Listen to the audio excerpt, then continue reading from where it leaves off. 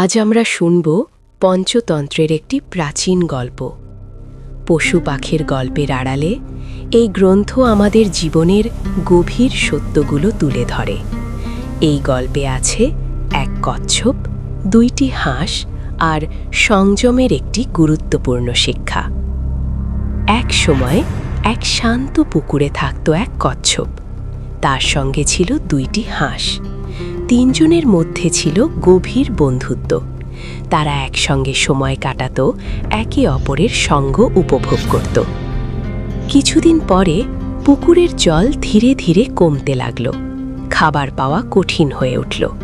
ভবিষ্যৎ নিয়ে সবার মনে চিন্তা জমে উঠল। হাঁস দুটো ঠিক করল তারা অন্য পুকুরে চলে যাবে। কচ্ছপ বুঝতে পারল একলা হয়ে পড়লে তার বেঁচে থাকা কঠিন। তখন হাঁস দুটো একটি উপায় বের করল। তারা একটি লাঠি নিয়ে এলো। বলল, তুমি লাঠির মাঝখানে শক্ত করে ধরবে, আমরা দুই পাশে ধরে উড়ব, কিন্তু একটা কথাও বলা যাবে না। কচ্ছপ রাজি হয়ে গেল। তিনজন আকাশে উড়ে চলল।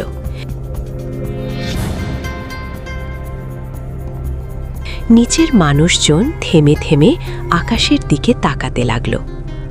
মানুষের কথা, মানুষের কৌতূহল কচ্ছপের মনে অস্থিরতা তৈরি করল। সে আর চুপ থাকতে পারল না। কথা বলতে গিয়ে কচ্ছপ মুখ খুলল। লাঠি ছেড়ে গেল আর সে নিচে পড়ে গেল। মাটিতে পড়ে কচ্ছপ বুঝতে পারল অল্প অসংযম কত বড় ক্ষতি ডেকে আনতে পারে। এই গল্পের শিক্ষা হল, সংযম না থাকলে বুদ্ধি ও বন্ধুত্ব দুটোই ব্যর্থ হয়। সব কথা সব সময় বলা উচিত নয়।